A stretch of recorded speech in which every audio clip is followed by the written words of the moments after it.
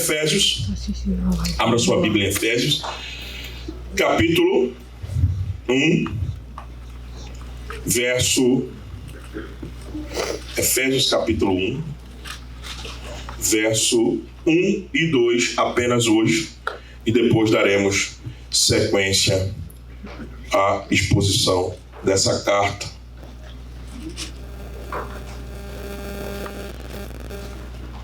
Efésios, capítulo 1, verso 1 e 2. Diz assim o texto sagrado: Paulo, apóstolo de Cristo Jesus, por vontade de Deus. Paulo, apóstolo de Cristo Jesus, por vontade de Deus, aos santos que vivem em Éfeso e fiéis em Cristo Jesus, graça a vós outros e paz, da parte de Deus, nosso Pai, e do Senhor Jesus Cristo. Vamos orar.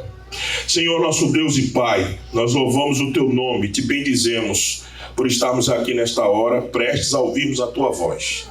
Que não seja a voz de homem nenhum, que seja a voz emanada da Tua palavra, que emana da Tua palavra, que vem de Ti mesmo, e que ela encontre guarida em nossos corações, que assente no nosso coração, que sedimente a nossa fé, a nossa esperança em Ti, a partir da exposição dessa carta do apóstolo Paulo aos Efésios. Nós te pedimos que o Senhor nos ajude a recebê-la, como os nossos irmãos do passado recebeu, e que o impacto que causou na vida deles, cause na nossa também, para a edificação da nossa alma, para o louvor de Tua glória. É a nossa oração, em nome de Jesus. Amém. Depois do dia de Pentecostes, a palavra do Senhor foi se espalhando pelo mundo antigo de forma muito rápida, e um grande avivamento vinha da parte de Deus. Isso foi acontecendo e cada vez mais Deus se ia utilizando de pessoas. Ao final do século I, o cristianismo já estava expandido para praticamente o mundo conhecido daquela época. E quem eram os instrumentos? Quem eram as pessoas que o Senhor tinha se utilizado? 12 homens, muitos deles indoutos, incautos, muitos desses homens simples, mas que o Senhor tinha enchido de poder e glória e tinha feito espalhar o seu evangelho por toda a região. Mas além desses homens, milhares e milhares de cristãos, evangelistas, profetas, pregadores, itinerantes saíam pelo mundo com as boas novas. Abriram igreja nas casas onde pudesse reunir pessoas, seguindo a doutrina dos apóstolos acerca de Cristo, e a obra era imensa. Os obreiros eram poucos, como é até hoje, mas o poder de Deus grande, enorme, e continuava invadindo o mundo da época. Os apóstolos de Cristo estavam extremamente demandados, extremamente sobrecarregados. Muitos deles estavam quase estafados de tanta obra que tinha para ser feita, para atender às questões doutrinárias, práticas da igreja, confrontar crentes, perseguir falsos profetas. Imagine a obra daquela época. Se hoje os pastores, meus colegas de ministério e eu mesmo, reclamamos da demanda que existe no ministério, eu fico pensando da demanda daqueles homens, numa época muito mais precária que a nossa, sem nenhum recurso tecnológico, sem nenhum conforto de viagem, sem nenhuma estrutura. Por que eu estou enfatizando isso? Para exaltar esses homens? Não, para exaltar o poder de Deus na edificação da sua igreja, meus irmãos. Por que Deus fez isso tudo? Somente para salvar as vidas ou edificar a sua igreja? Eis a glória da igreja. A igreja é gloriosa, meus irmãos. A igreja é composta de pecadores, é verdade, cheio de problemas como nós somos, cheio de dificuldades e limitações, mas a glória de Deus está na edificação de pegar pessoas de origens diferentes, de lugares distintos, e juntar no mesmo corpo e fazer isso dar certo para salvar mais vidas. Você entende que você pertence a um projeto glorioso, que é a Igreja de Cristo? Você entende que sua vida, a vida de sua família, deve estar conectada e encaixada nesse projeto e que não pode haver ruptura disso, não pode haver dicotomia. Você não pode entender a sua vida como principal, a vida da obra da igreja e a sua família. Tem gente que diz assim, né? Deus, família e igreja. Achando que esse raciocínio é um raciocínio perfeito e lógico. Se ele estiver dizendo Deus, família e igreja é uma coisa só, tudo bem. Mas se ele estiver priorizando áreas, eles não entenderam a glória da igreja e o que Deus está fazendo através das famílias que compõem a igreja. Vocês entenderam? Então não esqueçam disso. A igreja é gloriosa. A igreja é um projeto de Deus. E é isso que o Senhor fez com aqueles homens. Ele estava edificando o quê? Famílias apenas? Ou igreja? Uma das maneiras de suprir essas necessidades que estava acontecendo no mundo daquela época foi escrever cartas, como o apóstolo Paulo fez. O apóstolo foi quem mais se valeu desse meio. Ele escreveu 13 cartas das 21 que existem no Novo Testamento. 13 cartas foram escritas pelo apóstolo Paulo. Era um recurso que tinha na época. E ele se usou disso para edificar a igreja. E o que temos diante de nós hoje, essa carta que nos desafia tanto e que agora nós vamos começar a estudar na nossa igreja, é uma das mais primorosas obras-primas da Escritura Sagrada. Efésios é uma das cartas mais conhecidas e amadas do mundo inteiro. É a carta aos cristãos da cidade de Éfeso. A escrita era para atender as demandas daquela cidade, mas sobretudo daquela igreja. Apóstolo Paulo não escreveu carta para família nenhuma, porque as famílias estão contempladas dentro da igreja. Apóstolo Paulo escreveu carta às igrejas. Cuidado quando você colocar a sua família em primeiro lugar, acima da igreja. Você não entendeu que a igreja é o grande guarda-chuva que abençoa, que abarca a sua família. Você precisa repensar o valor que nós damos à igreja de Cristo. Porque o apóstolo Paulo não escreveu carta à família de Ricardo, à família de Anderson. O apóstolo Paulo escreveu carta à igreja. Estamos iniciando uma série de mensagens positivas em Efésios. E por que Efésios, pastor? Por tratar da fundamentação teórica e prática da vida da igreja. Nós estamos numa plantação. Nós estamos começando, e graças a Deus, sendo muito abençoados aqui. Mas precisamos colocar um alicerce firme, sólido, para que a gente entenda definitivamente que é uma igreja. Que uma igreja não é um clube social. Que a igreja não é um local apenas socioeconômico e às vezes político. A igreja é o corpo de Cristo. A igreja é a noiva de Cristo. A igreja é a glória do Senhor no mundo. E é por isso que a gente tem que estabelecer isso logo agora, no começo da nossa caminhada, no começo de uma igreja. Para que a gente saiba colocar a força no lugar certo. A visão no ponto correto. Para que no futuro, nossas famílias entendam juntos o que fazemos aqui. E por que estamos aqui? Para que a gente compreenda integralmente, totalmente, porque nós pertencemos à Igreja Esperança de Tampa. Porque Paulo trata da fundamentação teórica nessa carta. E a prática da vida da igreja, como nós começaremos a ver a partir de hoje. Então vamos a algumas coisas introdutórias para chegarmos na saudação. Primeiro, a quem foi destinada esta carta? O texto diz, como é que está aí na saudação? Paulo, apóstolo de Cristo Jesus, por vontade de Deus, a quem? Aos santos. Antes de vermos a destinação da carta, o que é muito interessante nessa saudação inicial é que Paulo é apóstolo por quem? pela vontade de Deus. Paulo não é a cobertura espiritual. Paulo não é apóstolo porque achou-se muito mais inteligente do que os outros irmãos e reivindicou a sua posição no reino. Paulo não é apóstolo porque simplesmente achou que teve uma visão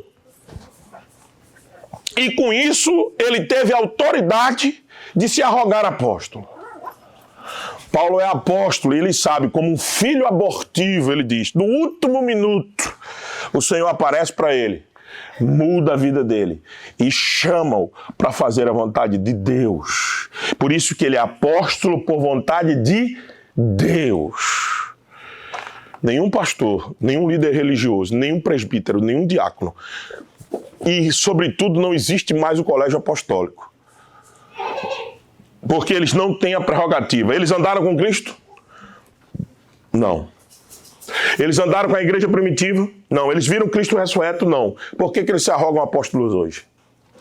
As credenciais apostólicas cessaram. E mais o apóstolo está dizendo assim, eu só sou isso, não porque eu me glorio disso. É porque Deus me chamou para fazer essa obra. E é por isso que eu estou escrevendo a vocês, com a autoridade que Deus me deu, eu agora estou escrevendo a vocês esta carta aos santos da igreja de Éfeso. A posição histórica do cristianismo é que foi destinada aos crentes da cidade de Éfeso. A igreja havia sido fundada por Paulo no início da sua terceira viagem missionária. O apóstolo Paulo foi lá e pregou o evangelho, defendeu a causa de Cristo e quase que foi morto por isso lá em Éfeso. Contudo, existem algumas dificuldades que a gente precisa suplantar. Alguns manuscritos dizem que essa carta não foi escrita para Éfeso, mas os manuscritos mais antigos dizem claramente que essa não é uma carta senão endereçada especificamente à igreja de Éfeso. Porque Éfeso era a capital da província da Ásia Menor, grande centro comercial, cidade de grande impacto comercial, importante, mais de 250 mil habitantes. Você imagina uma cidade dessa, naquela época, 250 mil habitantes, naquela época, era uma mega cidade. E lá era uma cidade portuária, e na convergência de várias estradas principais da região, tinham que passar por Éfeso. Ele era o centro do culto da deusa Diana. E aí você vê a glória do poder de Deus. Numa terra de idolatria, o apóstolo Paulo chega lá, na terceira viagem, passa um tempo pregando o evangelho ali. E simplesmente nasce a glória da igreja de Cristo. Centro de culto da deusa Diana, ou Artemis, como era conhecida também no passado, onde ficava o templo, considerado uma das 7 maravilhas do mundo antigo. Paulo não está escrevendo uma igreja que estava em qualquer cidade, no núcleo comercial, um centro de desenvolvimento socioeconômico e, sobretudo, também religioso. As pessoas migravam para cultuar a deusa Diana dos Efésios. Elas iam para lá para adorar aquela deusa. O local de uma escola de magia existia lá também, para mágicos, ligada ao culto à deusa Diana. O surgimento da igreja é quando Paulo chega em Éfeso, encontra os discípulos de João Batista, como está registrado em Atos, capítulos 19, de 1 a 7, e durante 3 meses pregou na sinagoga judaica. Eu gosto desse contraste que Paulo faz aqui, essa ideia que Atos faz com o registro, por exemplo, de Tessalonicenses.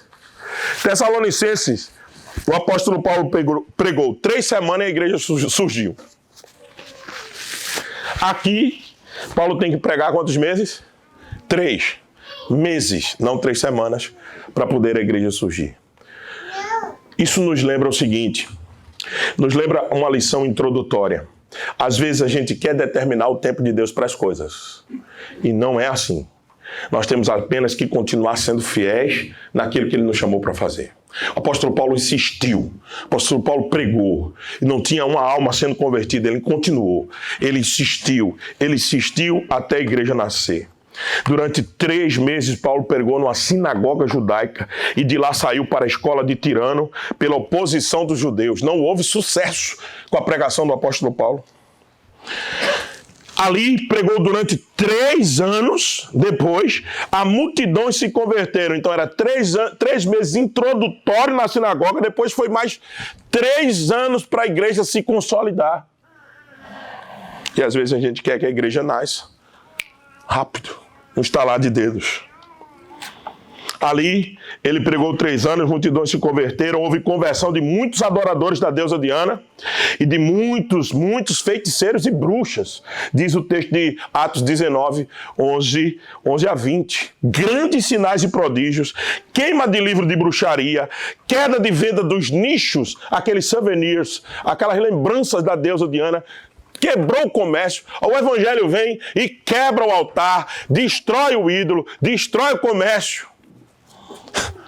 É isso que o evangelho faz, poderoso, para constituir a igreja. Paulo é acusado pelos vendedores de imagens de perturbar a ordem pública. Graças a Deus por isso. Se todas as vezes que nós fomos acusados de pregar o evangelho de perturbar a ordem pública, esse é um grande elogio que farão para nós. Paulo estava perturbando a ordem pública. Vendedores de imagens se perturbaram e escapou por pouco de ser morto, quase que era morto, como diz também Atos 19, 23 a 41. Paulo saiu de lá quase morto. Paulo parte de lá para a Macedônia e para a Síria. Então, a igreja é composta de judeus, vai vendo o público que Paulo está escrevendo, judeus e gentios, bruxos e idólatras, ex-pagãos, escravos, patrões, homens e mulheres casados e com seus filhos. Era uma igreja, uma miscelânea. Não era todo mundo do mesmo lugar, não era todo mundo todo certinho. Era um camarada que veio com os trejeitos deles da bruxaria, o outro veio com os desejos dele do misticismo pagão. Mas essa é a glória da igreja de Cristo. Nós não somos todos iguais. Você não precisa exigir um padrão para alguém que está sentado aí do teu lado que seja igual ao seu. O Senhor veio buscar e salvar o que se havia perdido. Se nós estamos sentados aqui, é porque um dia nós fomos perdidos e estamos sendo encontrados pelo Senhor. Não é porque você é melhor do que aqueles que estão na porta lá de fora. Não é porque as pessoas que estão sentadas do teu lado são iguais a você. Nós viemos de várias origens, várias matizes aqui. Inclusive, quem sabe, andamos pelo baixo espiritismo, sei lá, eu ainda estou conhecendo a vida de vocês, por situações difíceis, outros tipos de drogas, alguém pode ter passado por drogas, enfim, toda essa situação que deprecia a vida humana. Mas nós estamos aqui. Essa é a glória da igreja. Pegar pessoas de todos os lugares, às vezes de todos os ambientes, e congregar no mesmo lugar e fazê-lo agora o quê? Santos, separados. Por isso que a carta diz, Paulo, apóstolo de Cristo Jesus, por vontade de Deus, a quem? Aos bruxos, aos adoradores da deusa Diana, aos idólatras, não, aos santos, meus irmãos. Hoje nós somos considerados separados. Essa que é a ideia da palavra santo. Separados para Deus. Isso é muita coisa. Nós temos que exaltar e glorificar o nome do Senhor todo o tempo. Na nossa boca, ao invés de murmuração, porque não sabemos se teremos o trabalho da manhã, devíamos, diante de uma glória dessa, dizer assim, Senhor, muito obrigado, porque eu pertenço à gloriosa Igreja de Cristo. Nós éramos perdidos, meus irmãos. Nós estávamos com nossos destinos sem saber para onde iríamos. Muito provavelmente estaríamos em outro lugar hoje. A maior transformação que pode ser vista na vida de um homem é quando ele deixa suas origens e vem para o corpo de Cristo e agora passa a ser chamado de santo. Não há mais transformação, não há maior transformação do que esta. Um bruxo, um perdido, um idólatra, um adúltero, uma adúltera, um viciado, uma viciada, um mentiroso, ou até aquele filhozinho bonito da mamãe e do papai, mas que é cheio de desejos escondidos lá dentro. Até esses foram transformados e colocados no mesmo corpo para ser chamado de igreja. Você entende o que é isso? Essa é a obra gloriosa que Deus faz na igreja. Aqueles bruxos estavam sendo chamados agora de santos. Ele nos tira do nosso destino horrendo e nos dá o nome que está acima de todo nome. Louvado seja o Senhor por isso. Mais um pouquinho para a gente já partir para saudações. O contexto aqui, o mundo no dia do apóstolo Paulo era caracterizado por uma repulsiva perversidade. Os homens eram entregues às suas próprias paixões, então, longe do temor de Deus, despenderam-se frustrados esforços para melhorar sua condição. A humanidade vivia sem esperança. O que prevalece em nossos dias é a mesma perversidade. O mundo acha que evoluiu. Nós achamos que estamos em outro patamar.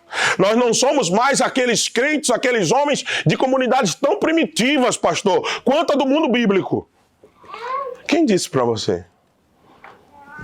A evolução tecnológica e a acomodação que nós tivemos, o comodismo que nós recebemos por causa do avanço tecnológico não nos coloca numa posição melhor. Pelo contrário, talvez denuncie claramente o quanto ainda somos ruins. Em pleno século XXI, nós temos ainda a capacidade de matarmos crianças friamente em guerras de orgulhos, de vaidade de homens e de religião. Somos mais evoluídos como? Somos os mesmos primitivos. Em termos de pecado, nós somos os mesmos homens primitivos, que não tem a capacidade de sentar numa mesa e dialogar em torno de um acordo de cessar fogo. Então, por que não precisamos do Evangelho hoje? Porque somos melhores? Aonde? Em que condição? Quanto mais o tempo passa, mais a perversidade das nossas vidas, do nosso pecado, a vileza do nosso pecado, a profundidade da nossa queda é estampada diante dos nossos olhos. De todas as sortes, corrupção, desvio da ordem pública, guerras, morte de inocente. O que prevalece em nossos dias é a perversidade de mãos dadas com o pessimismo. Por isso que muitos filósofos da nossa época, eles se entregam ao niilismo, o pessimismo. Niilismo vem da palavra nada. Eles não encontram nenhuma razão pela qual esse mundo e a humanidade ainda continua existindo. Alguns filósofos ateus partem sempre de uma ideia pessimista de mundo, porque quando eles começam a estudar o comportamento humano, eles só chegam nisso. Por isso que esse era o contexto de que essa carta foi pregada, um contexto tão necessário para nós hoje voltarmos a entender aonde nós temos salvação. Nós temos salvação na pessoa do Senhor Jesus e na comunhão da vida da sua igreja. É por isso que aqui nós estamos seguros. O outro perigo da má compreensão deste mundo é achar que a necessidade básica do homem não é Cristo.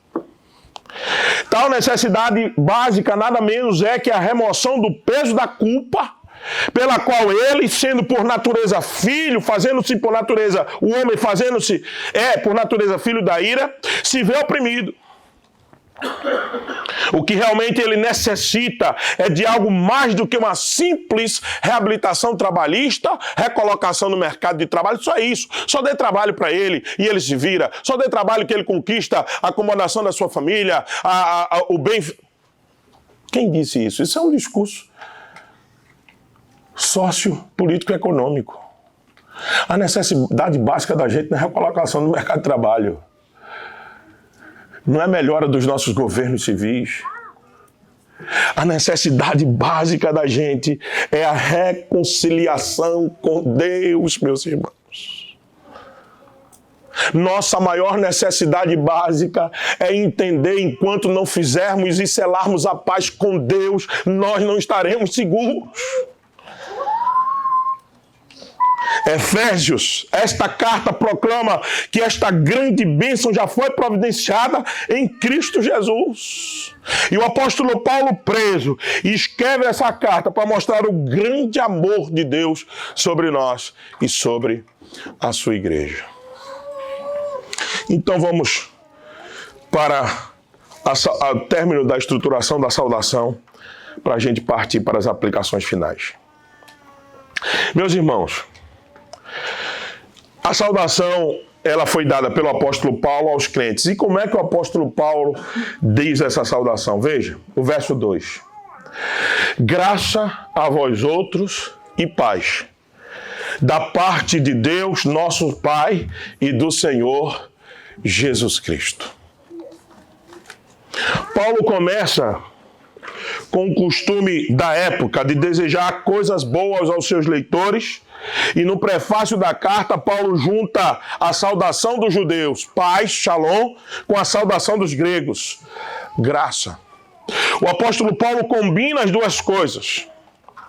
O apóstolo Paulo coloca as duas coisas juntas, mas de uma outra ordem. Por que não começar com a saudação judaica, paz, e depois dizer graça? Você já pensou nisso? Paz é shalom. Graça, caris, do grego. Por que então não colocar o que era judaico, Antigo Testamento primeiro, e o que era grego, Novo Testamento em segundo? Por que Paulo inverte essa ordem?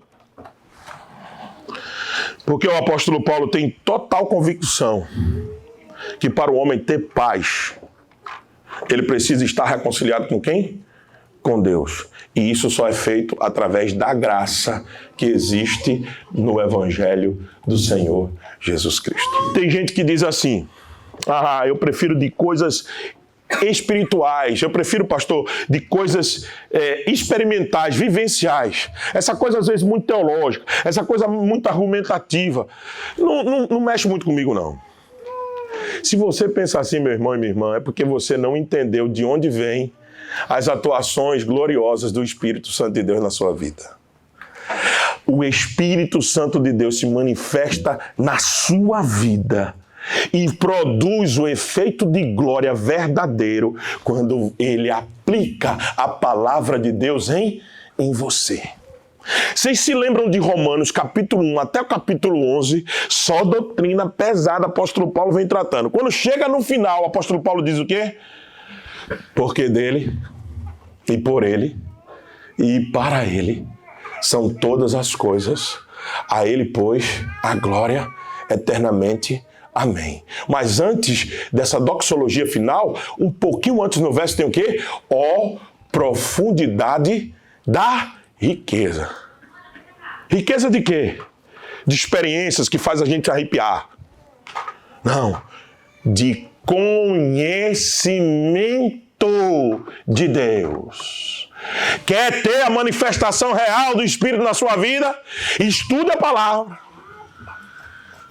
Quer sentir coisas diferentes? Faça como o apóstolo Paulo, aprofunde a teologia, que a glória fluirá da boca naturalmente. Glória a Deus, aleluia, louvado seja Ele. Não tem problema você dizer isso, mas quando você entende por que você está dizendo. A fé está na razão. A razão está na fé. Quero viver coisas grandiosas com Deus? Apliquemos, pois, ao estudo da palavra. Aí você vai entender porque o apóstolo Paulo faz de capítulo 1 ao capítulo 3 uma grande doxologia, uma grande glória, mesmo na parte teórica da carta aos Efésios. E no final, do capítulo 4 ao capítulo 6, é uma parte mais prática. E vocês perceberão que também Paulo glorifica a Deus por essa parte mais prática. Então vamos a algumas lições práticas para nós dessa introdução da carta. O que podemos aprender com tudo isso de hoje? Com esses versos iniciais, apenas 2 versos. Primeiro, uma das razões pelas quais recebemos a palavra como palavra de Deus, inspirada, infalível e inerrante, é que ela foi escrita por homens, apenas homens que foram levantados por quem? Por Deus para isso. Alguém diz assim, mas como é que eu posso receber uma palavra dessa que se foi apóstolo Paulo, um homem pecador como eu, que escreveu? Mas o que é dito lá no começo da carta?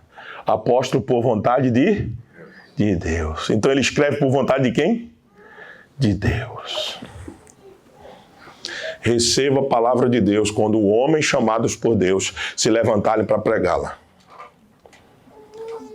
Quando não forem homens de Deus, você não tem compromisso de ouvi-los. Se homem se levantar atrás de qualquer púlpito e ler o texto e fugir do texto e nunca mais voltar para o texto, eles não têm nenhum tipo, não deveria ter nenhum tipo de respeito nosso. Agora, se são homens que se submetem à verdade do texto, se são homens que pregam fielmente aquilo que Deus disse, escute-os. Porque essa é a forma de Deus continuar espalhando a sua palavra por todo o mundo. E é isso que o apóstolo faz quando escreve aos Efésios. Segunda grande lição, a maneira pela qual Deus salva e edifica, instrui e consola pecadores é mediante a sua palavra. Antigo Testamento e Novo Testamento. Quer consolo? Lê as Escrituras. Quer ânimo? Lê as Escrituras. Quer direcionamento para a sua vida? Sente-se um momento, diga, Senhor, eu preciso de Ti. Me instrui na Tua palavra e siga. Quer mudar de vida? Gaste tempo com o Senhor. Agora a gente quer todas essas coisas e a primeira coisa que a gente faz é desprezar a palavra. Achar que fazemos a nossa devocional com aquela caldo de peixe. Sabe o que é caldo de peixe? Bem fraco, bem ralo. Não sustenta ninguém. Aquele caldo de peixe da internet, né? Uma frasezinha no Facebook. Diz, isso aqui me... rapaz, isso aqui me mudou meu dia. Não dá nem força até o meio do dia. Nós precisamos, como diz na terrinha, de tutano, meu amigo. De sustância, de cuscuz. Não sei se aquele tem os cuscuz hoje, mas tudo bem.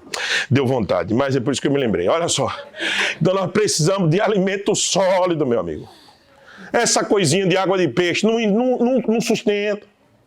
Nós precisamos de alimento bíblico para a gente, quando vier o vendaval da nossa vida, quando vier os tsunamis, nós estamos seguros na rocha que é Cristo, dizer, pode vir, pode bater, eu estou seguro aqui.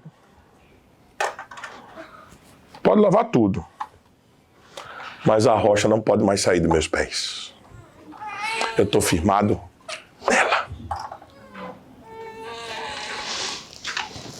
Lembre-se, o Evangelho é poderoso para transformar pecadores como transformou os bruxos, os idólatras de Efésios, de Éfeso.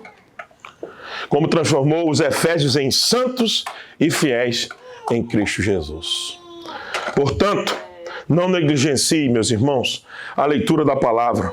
Não negligencie a importância da igreja. É tão grande que Deus levanta homens para falar à sua igreja. Abençoa a sua igreja através dos indivíduos. Desculpa, abençoa os indivíduos através da igreja, é o contrário. Deus não escreveu para... A palavra do Senhor não foi dirigida para indivíduo nenhum de forma específica. Sempre para a igreja.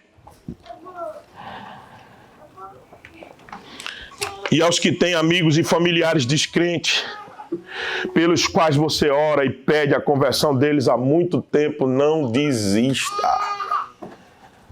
Não desista. O Senhor continua sendo poderoso para fazer infinitamente mais. Tem tanta mãe chorando pelos seus filhos. Tem tanto pai entristecido pelo caminho que os seus filhos tomaram. Tem tantos casais, pai e mãe, que oram, tantos filhos, desculpe, que oram pelos seus pais e pela sua mãe. Eu tive já o privilégio de batizar minha mãe. E continuo orando pelo dia glorioso de batizar meu pai. Meus irmãos, meu irmão já está batizado. Mas tem uma irmã também.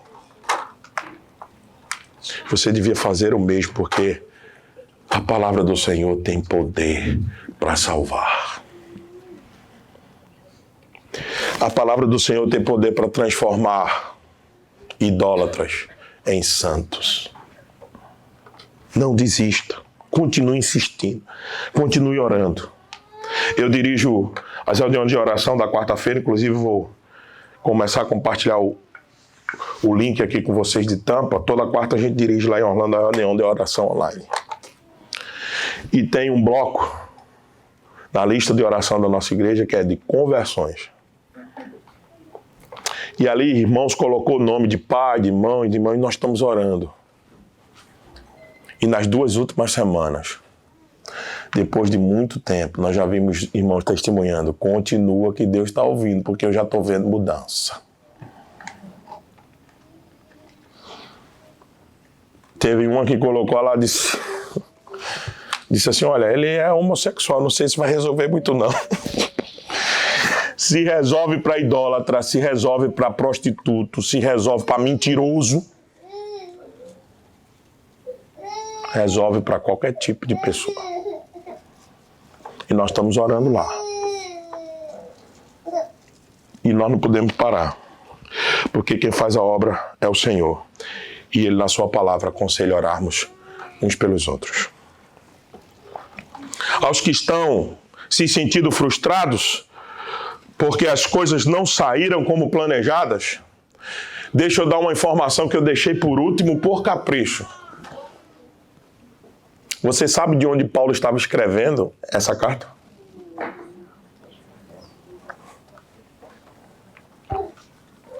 Essa carta aos Efésios é uma das 5 cartas da prisão.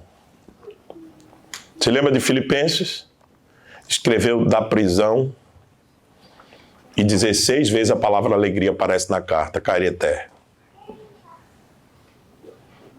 Paulo está de novo preso e escrevendo um tratado teológico sobre a vida da igreja, que ele está afastado da comunhão por estar preso.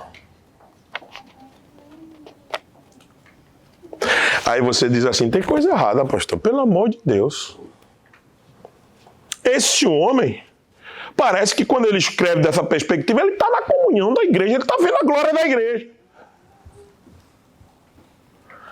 O que ele está vendo é que a obra que Deus está fazendo é muito maior do que ele mesmo. E não importa onde ele esteja, não importa qual a circunstância que ele esteja vivendo, o que importa é que essa obra continue andando, continue crescendo. Não importa o sentimento de quão tão frustrados nós somos, quão tão desanimados com muita coisa, quão tão entristecidos com muita coisa. Ei, saiba, Deus está com você no lugar certo, no tempo certo. Ele não erra contigo. Ele só quer apenas uma coisa que você faça. Continue sendo fiel a Ele em toda e qualquer circunstância. Por quê, meus irmãos? Porque foi para isso que nós fomos chamados. E os nossos sentimentos, as nossas emoções são humanas, influenciadas pelo nosso pecado, influenciadas pela nossa, muitas vezes, falta de compreensão do que Deus quer para nós e a gente quer outra coisa. Isso tudo nos pressiona, nos aprisiona, nos faz com que a gente sinta sufocado. Mas lembre-se sempre, o Senhor tem sempre um direcionamento exato para a sua vida. E isso não é clichê. Isso é só você fazer um exercício rápido. Olhe para trás e veja de onde você saiu e de onde você está agora. E tudo o que ele fez ao te trazer aqui foi mostrar que a condução da sua vida por ele é perfeita. Então, podemos nos entristecer? Infelizmente, sim. Deveríamos? Não. Mas, enquanto estamos ainda na presença desse corpo corruptível e pecador, fiquemos firmes na esperança da nossa redenção totalizada e completa. Porque já temos a graça e podemos desfrutar da paz ainda aqui. Que o Senhor nos ajude, que o Senhor aplique a sua palavra em nossos corações e que o Senhor nos abençoe a continuarmos olhando firmemente para o autor e consumador da nossa fé, tendo a igreja gloriosa em alta estima. E que você entenda que Deus, igreja e família é uma coisa, deve ser uma coisa só na sua vida. Porque enquanto ele está trabalhando e você trabalha na igreja, enquanto ele trabalha na igreja, trabalha na sua família, e todas essas instituições glorificam o único Deus, porque dele pertencem todas as coisas. Que Deus então nos abençoe.